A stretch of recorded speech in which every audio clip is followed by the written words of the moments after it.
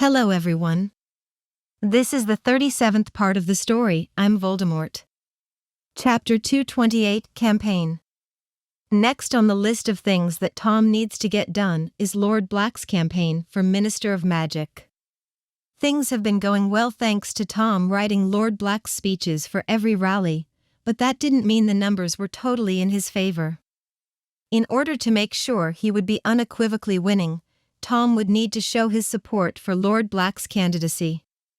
Now that he's out of school and Hogwarts has its leader back, Tom has more than enough time to start accompanying Lord Black down the campaign trail.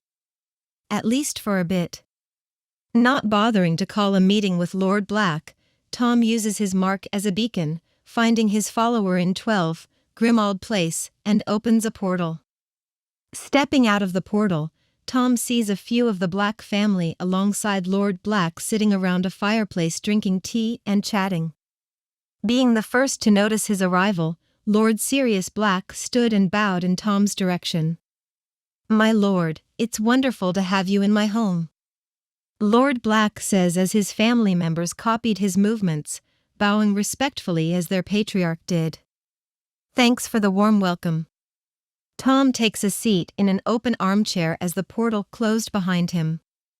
"How has the campaign been going?" Seeing Tom sit down, everyone else does the same. "It's been going smoothly thanks to your ingenious ideas and words," Lord Black says as his wife orders their elves to bring refreshments. "Good, how about the opposition?" Tom asks. "They started copying us. All of them have their own merchandise and hold rallies as we do.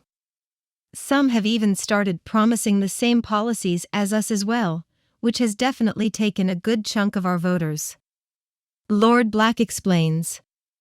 "I thought that may happen," Tom mutters as he accepts a cup of tea from a grim-looking elf. "Is that creature?" "Yes, after seeing how effective our campaign was, the vultures started picking apart our tactics and using them for themselves," Lady Black says with a disgruntled look on her face. "That's fine. We'll be winning in the end anyway. Try as they might, but as soon as I announce my support for Sirius, we'll be the eventual winners no matter what," Tom says with an uncaring shrug. Hearing Tom's words, everyone got their hopes up for the time their family would run Wizarding Britain. Although, Tom would be the one pulling the strings in the end. "Does that mean you'll be doing this soon?" Sirius asks hopefully. "Yeah, since I no longer have school to worry about, I decided to accompany you to a few of your rallies. There I'll give a small speech and announce my support. I have some important things to do this summer, so I thought we could get this done early," Tom explains, bringing smiles to the Black family's faces.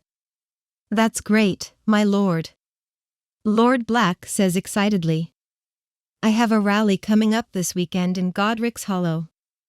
You can meet me here for lunch on Saturday and we can go together after eating." "Sure, that sounds good," Tom says as he finishes his tea and stands up.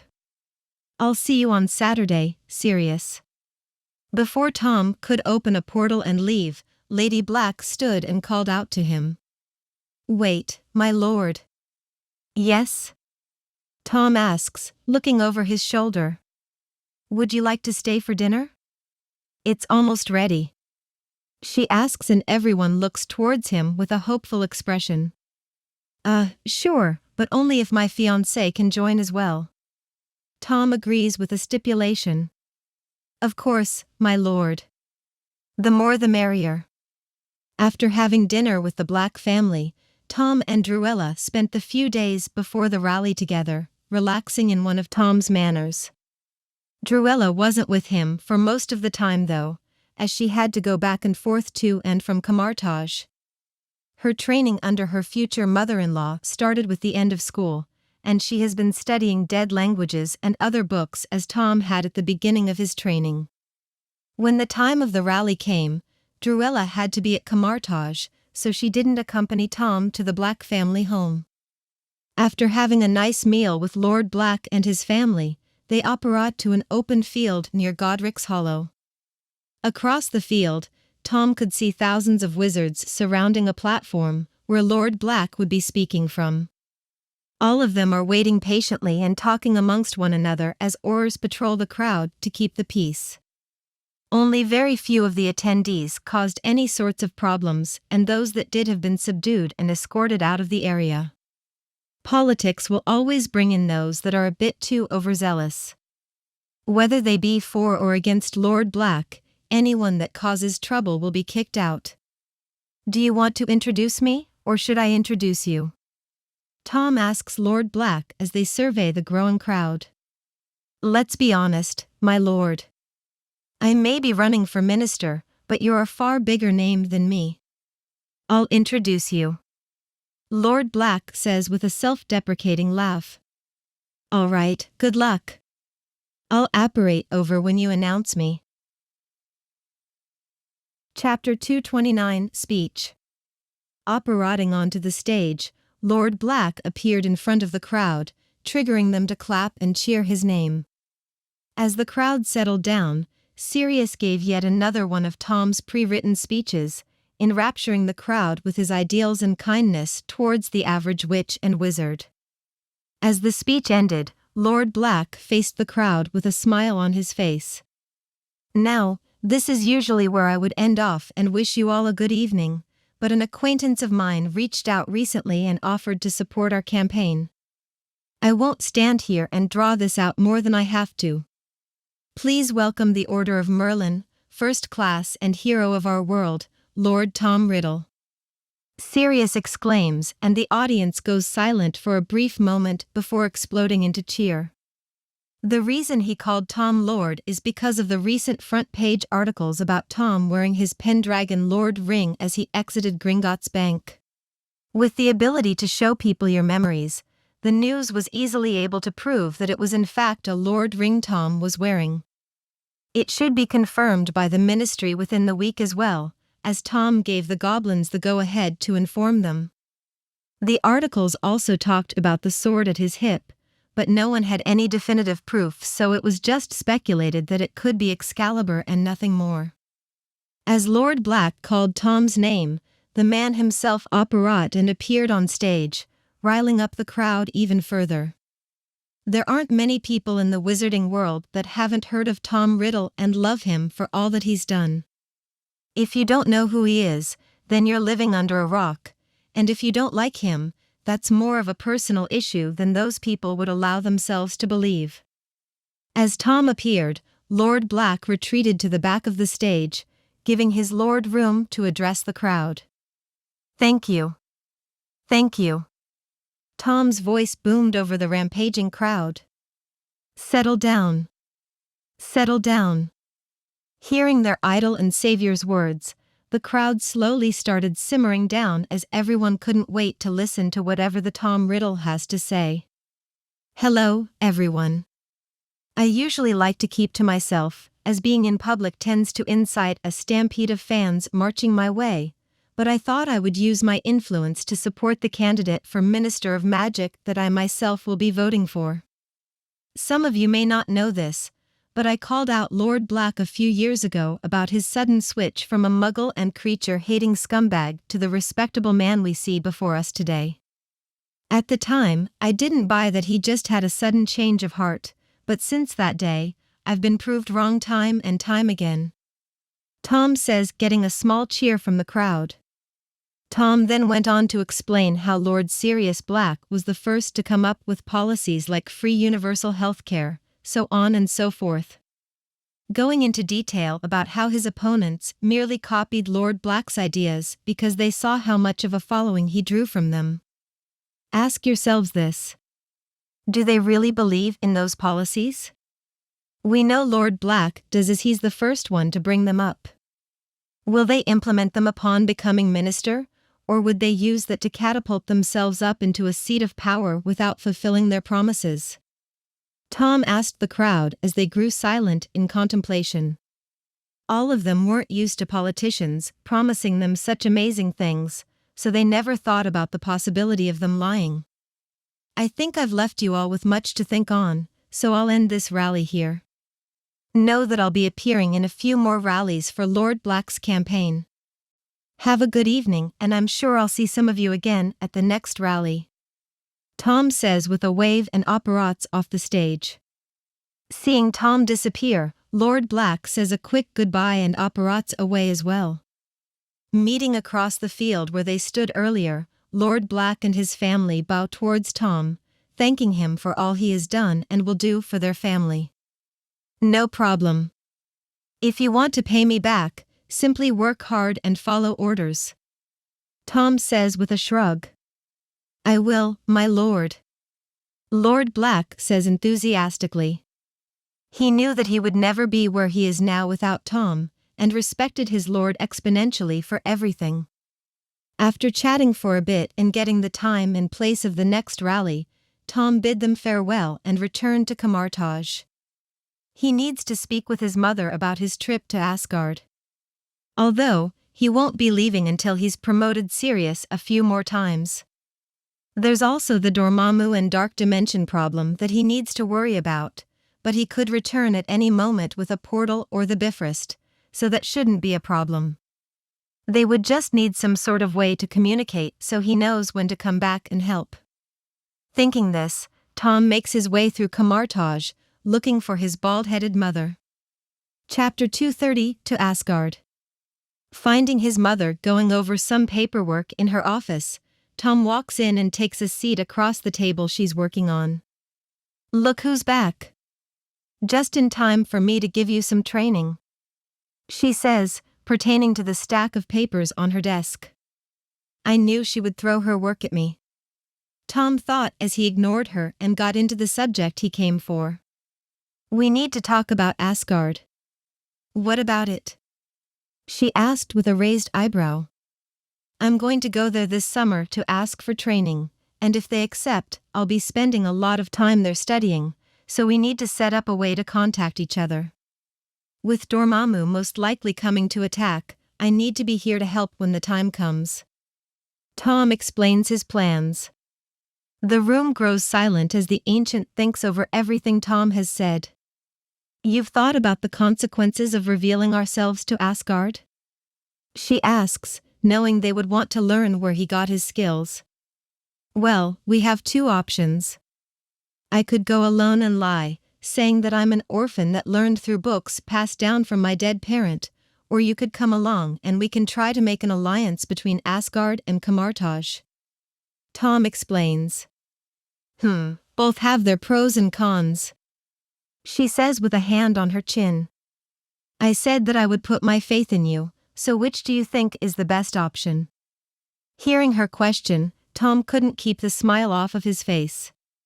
"I think an alliance between Asgard and Kamar-Taj would be for the best. As you've said before, Odin is much softer than he once was. I don't think he'll try and conquer us or something violent as long as we don't attack them first." Tom explains his train of thought. Thinking it over for a moment, the Ancient One nods her head, agreeing to Tom's choice. "Okay, when do you want to go?" she asks. "I have to finish some things up before we can go.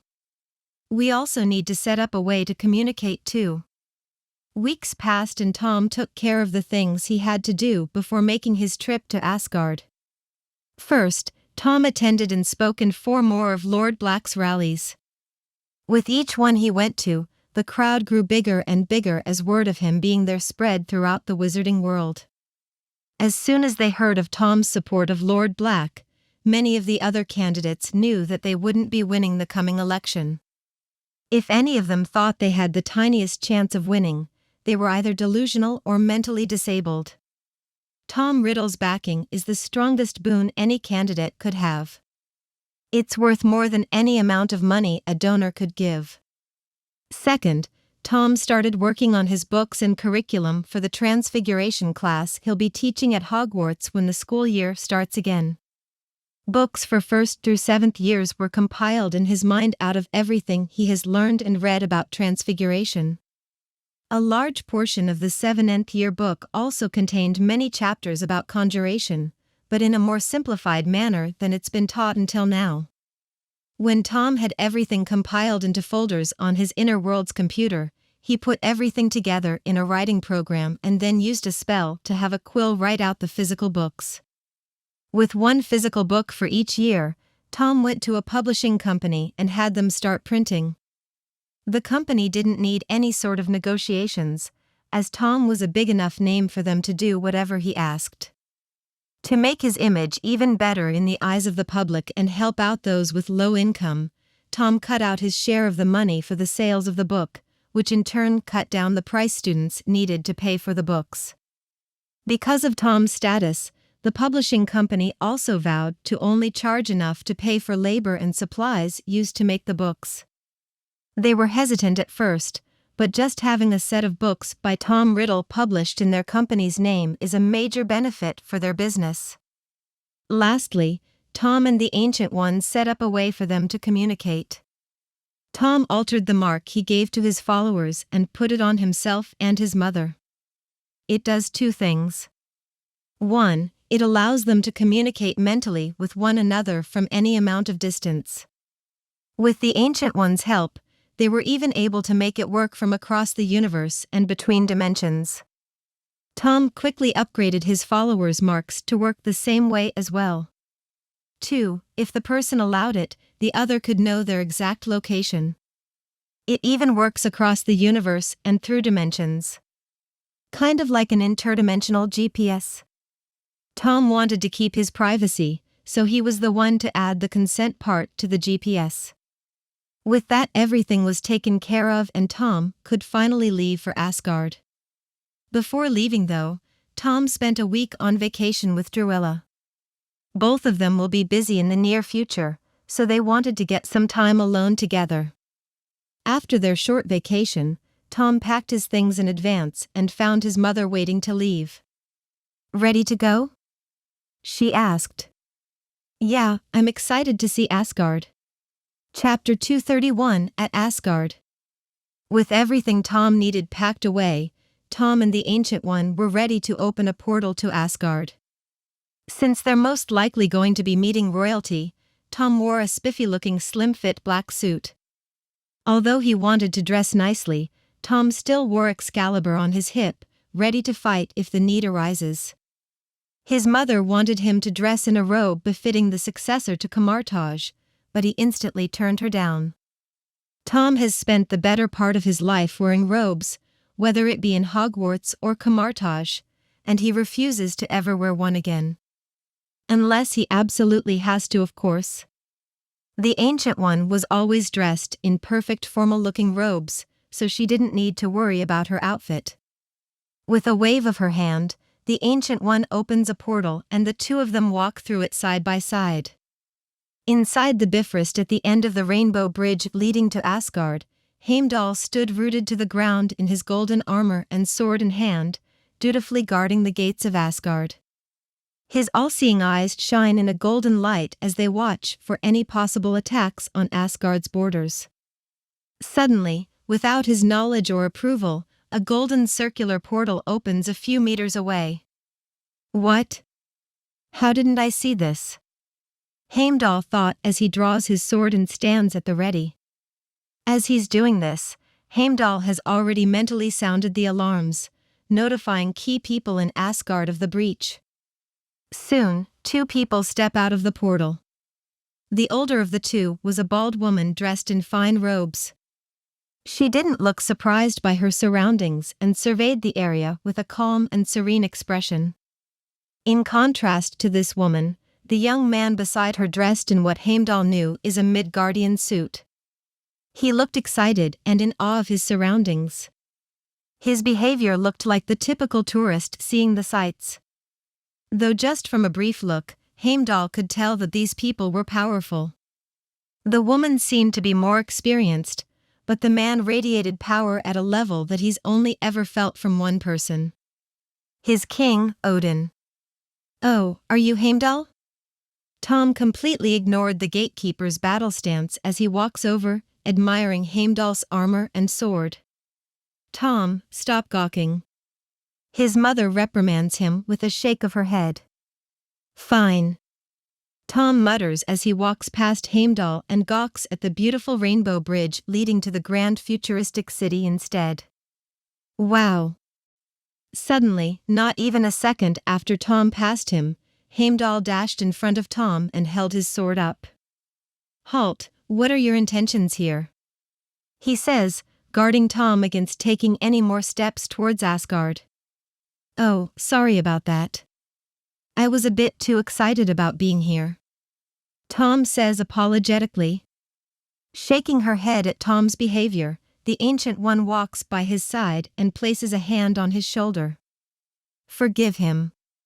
He's been looking forward to coming here," she says on Tom's behalf, unaffected by Heimdall's guarded stance. "Why are you here?" Heimdall asks as a small army starts making its way across the rainbow bridge. "We would like an audience with your king and queen," the Ancient One reveals. "Yeah, we just want to talk. As long as you don't attack us, we won't cause any trouble," Tom explains further. Soon, the small army rushing there was getting closer and Tom could see the man leading them. A big muscly frame with golden locks of hair, blue eyes, and a hammer in hand. He was dressed in armor with a red cape fluttering behind him. "Is that Thor?" Tom asked with an excited expression. Truthfully, Thor was one of his favorite characters from the movies, so seeing him in the flesh is astounding. Tony Stark is number one though. Not needing to peek over his shoulder thanks to his all-seeing eyes, Heimdall breathes a relieved sigh and nods his head. "Yes, it is." He confirms Tom's guess. "Cool, do you think he would let me hold his hammer?" Tom asked, wondering if he could. Technically, Odin shouldn't have put the enchantment that lets others that are worthy wield the hammer yet. It's very possible that Tom would be able to at least lift it, but he probably won't get the powers of Thor, as that was added in Odin's later enchantment. Ignoring Tom's question, Heimdall waits for his backup to arrive. As they got closer, Tom could also make out the figures of the warriors three, Thor's friends and comrades, trailing behind their prince. As the group arrived, the hot-headed Thor doesn't even try to assess the situation and lunges at the Ancient One with hammer in hand. Seeing his mother being attacked, Tom acts quickly and intercepts Thor mid-air, planting his foot in the Crown Prince's midsection. Cracking his fancy armor and sending the God of Thunder flying into his own men, who brace his landing with their own bodies. "Try and touch my mother again and the next hit will be a lot more powerful," Tom warns with a dangerous look towards the small army before them. "Haha. Good hit," Thor exclaims as he removes his broken piece of armor and stands with the help of some soldiers. As Thor was getting ready to start a fight with Tom, the Ancient One stepped in as the arbiter of peace. "Why don't we all calm down?" she says as she stands between Tom and Thor. "We didn't come here to fight, but if you want to, we can schedule a spar between you and my son after our business is taken care of." "What business do you have?" a voice booms from behind the army. Chapter 232 Odin. "What business do you have?" a voice booms over the crowd of Asgardian soldiers. Behind the many soldiers on the rainbow bridge leading to the magnificent city of Asgard, sat an old gray-haired man on a white horse. He's dressed in black and gold armor with a red cape fluttering behind along with a golden spear held tightly in his right hand. His hair is slicked backward and his face is bearded. Speaking of his face, he wore an eye patch covering his right eye. This is obviously Odin, Allfather and King of Asgard. He looked ready for war as he eyed the two intruders before him. Initially, Odin didn't think much of the intruders.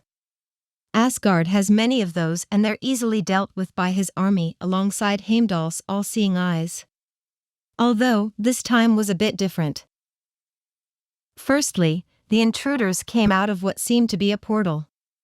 Usually, Asgard only gets spaceships coming to conquer or even pirates ready to pillage. These are usually dumb and greedy people that don't understand the full might of Asgard. These people are always dealt with easily as the army of Asgard is one of the strongest in the universe. The problem now is what Heimdall telepathically told him while he was waiting for the army to arrive. This boy is dangerous. He is at least as strong as you are. The woman beside him shouldn't be underestimated either. Hearing that from Heimdall, who is one of Odin's most trusted men, Odin knew that simply sending his son and a small contingent of men wouldn't be enough. Thankfully, these intruders seem to be here to talk, or else Asgard might have a hard fight on its hands. What business do you have? King Odin stated, awaiting either Tom or the Ancient One's reply. We came here to speak with you and Queen Frigga about a couple subjects. The Ancient One says from her place between Tom and Thor. We weren't sure where to arrive, and the Bifrost seemed the best place. It was either that or the throne room, and I'm sure they wouldn't have liked that. Tom shrugs from behind his mother. Hearing Tom's words, many of the soldiers became wary of the intruders even more than before. If they could open a portal into the throne room, then they could easily assassinate any member of the royal family. All right, follow me, but if you cause any trouble in my realm. Odin says as a white light covers his body and the whole of Asgard begins to shake. I will not be hospitable. Many of the soldiers stared at their king with awe shining in their eyes. It's not every day that Odin showcases his power after all. The times have been too peaceful as of late. Yeah, don't worry about it, old man. We only came here to talk. Even if you turn down our proposal, we would just leave. Tom says with a shrug. He never really liked Odin too much. Although the movie never showed him in too bad of a light, Odin has messed up as a parent on 2 separate children. Let's not even mention what happened to Hela, who Tom still has to rescue from hell. The poor girl was turned into a killing machine for her father's conquest. No, let's talk about Loki. Tom doesn't believe that a child can be inherently born evil. No, evil people are molded by their parents and the people around them as they grow. Frigga was always shown in a very good motherly light in the movies, so that only leaves Odin, who most likely F***ed up for the second time. Either that or someone else in their palace is corrupting the royal family's children, which is highly unlikely. Especially with Heimdall's all-seeing eyes watching over everything. This is why Tom refuses to be respectful to Odin. Hence him calling the king of Asgard old man. Listening to the way this boy just called their king, all of the soldiers wanted nothing more than to rip Tom's head off. Then they remembered how Tom easily punted their prince away like it was nothing, and simply grounded their teeth and held back. Thor may be a prince, but he's 10 times stronger than any normal soldier of Asgard. They wouldn't stand a chance. Not liking where this conversation is going, Thor walks up to his father with a disgruntled look. Father, would you mind waiting while I fight this guy? Thor asked as his blood has been boiling ever since Tom kicked him away. The warrior in him was saying that the man in front of him was strong, and Thor wanted to test his skills on a strong opponent. No, you two may end up destroying the Bifrost with your battle. Odin turns him down almost immediately and looks to the Ancient One. Follow me. Saying this, the army parts and Odin starts riding slowly across the Rainbow Bridge. But, father. Thor whined as he needed to satiate the warrior in his soul. I said no, Thor. Odin yelled as he looked over his shoulder at his son. That boy is far stronger than you. Walking past the soldiers and following Odin, Tom eyed Thor with a bit of disappointment. I forgot how spoiled and foolish he was before his banishment. This marks the end of part 37 of the story, I'm Vōldēmōrt. Thank you for listening. Please like and subscribe the video to listen more. Hit the bell icon to get notified of all the new content uploaded to the channel ASAP.